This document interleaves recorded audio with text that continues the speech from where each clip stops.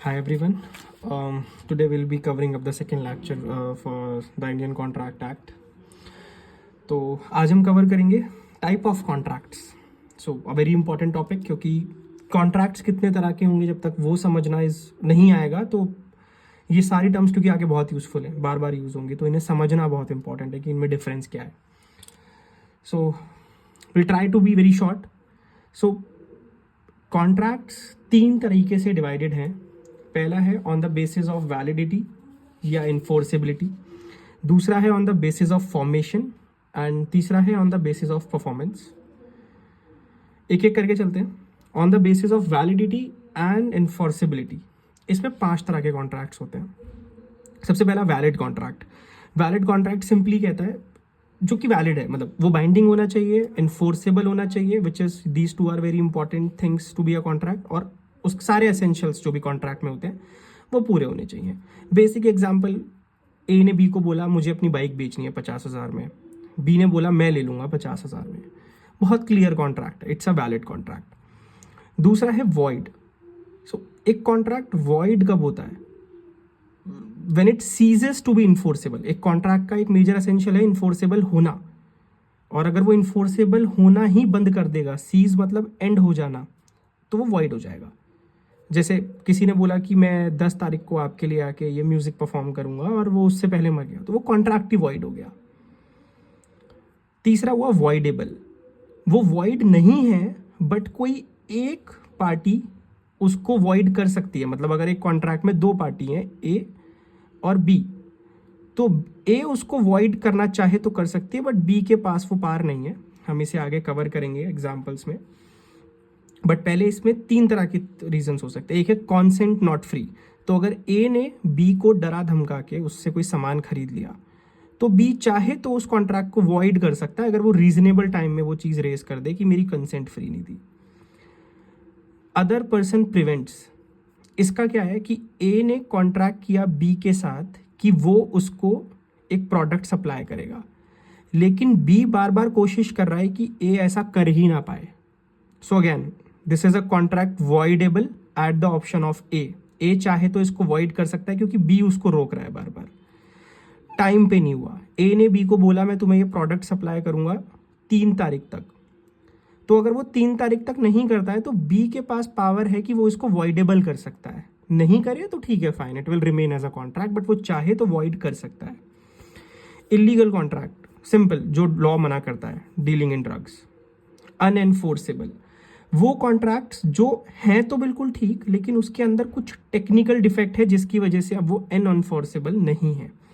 2 cases cover होते हैं, या तो वो राइटिंग में नहीं है, जैसे लैंड एग्रीमेंट्स होते हैं वो हमेशा राइटिंग में होने चाहिए, ये चीज़ हमने पहले भी कवर की थी, तो वो अनएनफोर्सेबल हो जाएंगे. या फिर बार्ड बाय लिमिटेशन. सो एक लिमिटेशन एक्ट है जहाँ पे एक रूल है कि अगर आपने किसी को गुड्स बेचे और अगर 3 साल के अंदर अंदर आपने उस पेमेंट को क्लेम नहीं किया, कोई केस नहीं किया या कुछ भी नहीं किया, उसको इन्फोर्स नहीं कराया, तो वो पेमेंट बार्ड बाय लिमिटेशन में चली जाएगी. तो अगर आपने किसी को 1 जनवरी 2020 को कुछ गुड्स बेचे और आप उससे पेमेंट लेने 1 जनवरी 2024 को गए और उसने मना कर दिया, तो आप कुछ नहीं कर सकते, क्योंकि गवर्नमेंट कहती है 3 साल के अंदर अंदर आप हमारे पास आओ. ये हो गया हमारा on the basis of validity. दूसरा आता है on the basis of formation. ये हमसे बात करता है कि इसमें 4 पार्ट्स होते हैं. एक्सप्रेस, जहाँ पे सब कुछ बहुत क्लियर वर्ड्स में कहा जाता है, क्या तुम मुझसे मेरी बाइक लोगे, और वो कहता है हाँ मैं तुम्हारी बाइक तुमसे ले लूंगा, 50,000 रुपये में ले लूंगा, तो सब कुछ बहुत क्लियरली एक्सप्रेस्ड है. इम्प्लाइड होता है जहाँ पे एक्सप्रेस ना हुआ हो बट हरकतों से, उनकी बातों से वो इम्प्लाई हो जाए कि वो एग्री कर रहे हैं. Proposal and acceptance otherwise than in words. Words के अलावा किसी और तरीके से, मे बी कोई एक्शन, इशारा, कुछ भी. जैसे फॉर इंस्टेंस कूली का एक एग्जाम्पल है. कूली आया, उसने आपका बैग उठा लिया, उसने आपसे नहीं पूछा उठाने से पहले, और जब उसने उठाया तो आपने मना भी नहीं किया, तो इम्प्लाइड कॉन्ट्रैक्ट हो गया. इसी का ये एक पार्ट होता है टैसिट कॉन्ट्रैक्ट्स, जो कि साइलेंट होते हैं. जैसे आपने एटीएम से जाके पैसे निकाले, तो वो पैसे तो आ गए ना बाहर, तो किसी ने किसी से कुछ बोला नहीं. That is a part of tacit contracts. Quasi contracts वो होते हैं जो लॉ क्रिएट करता है. और जैसे फॉर इंस्टेंस आपको रोड पे कुछ सामान मिला, तो आपकी ऑब्लिगेशन है कि आप उसके ट्रू ओनर को ढूंढो, so you will fall under quasi contracts. तीसरा कॉन्ट्रैक्ट है contract using any electronic means, journal है बहुत। थर्ड पार्ट होता है हमारा on the basis of performance, या तो एग्जीक्यूट हो चुका है या एग्जीक्यूटरी है। एग्जीक्यूटेड में होता है जहां दोनों पार्टीज अपना अपना पार्ट कर चुकी हैं और कॉन्ट्रैक्ट एंड हो चुका है, दैट इज एग्जीक्यूटेड कॉन्ट्रैक्ट। एक होता है एग्जीक्यूटरी कॉन्ट्रैक्ट जहां पे अभी येट टू परफॉर्म है। अब इसमें भी दो पार्ट हैं, यूनिलेटरल और बायलेटरल। यूनिलेटरल कहता है कि एक ने कर दिया, एक का पार्ट पेंडिंग है, और बायलेटरल कहता है दोनों का ही पार्ट पेंडिंग है। सो ये बहुत बेसिक सा एक मतलब this is the huge coverage, इसके अलावा कुछ भी नहीं है और इसमें पढ़ने के लिए कि कॉन्ट्रैक्ट्स क्या क्या हैं। 3 तरह के तरीके से ये डिवाइडेड हैं बहुत सिंपल वर्ड्स में, वैलिडिटी, फॉर्मेशन और परफॉर्मेंस, और ये उसके सेग्रीगेशन है अलॉन्ग विद एग्जांपल्स। कोई भी डाउट हो do ping me, do drop a comment, I will help you out. अब इसमें कुछ चीज़ें हैं जिसमें बच्चे अक्सर कंफ्यूज हो जाते हैं कि वॉइड और वॉइडेबल के बीच में क्या डिफरेंस है और वॉइड और इलीगल के बीच में क्या डिफरेंस है, वो कवर कर लेते हैं। So when it comes to void and voidable, तो वॉइड वो होता है जो सीज टू इन्फोर्सेबल हो जाए, लेकिन वॉइडेबल वो होता है जो ऑप्शन ऑफ एग्रीव्ड पार्टी होता है, जिस पार्टी को परेशान किया गया, जो पीड़ित है, उसके ऑप्शन पे वॉइडेबल होता है। वॉइड कॉन्ट्रैक्ट को आप एनफोर्स करा ही नहीं सकते। वॉइडेबल कॉन्ट्रैक्ट एनफोर्स हो सकता है अगर एग्रीव्ड पार्टी चाहे तो, वो मना करना चाहे मना भी कर सकती है। वॉइड के केस में वॉइड कब होता है, जब या तो किसी लॉ में चेंज हो गया या सर्कमस्टांसेस चेंज हो गई। सर्कमस्टांसेस से मेरा मतलब है कि जिसके साथ एग्रीमेंट था वो ही मर गया या समथिंग लाइक दैट। वॉइडेबल वो होता है कि कंसेंट ही फ्री नहीं थी, डरा धमका के करा लिया।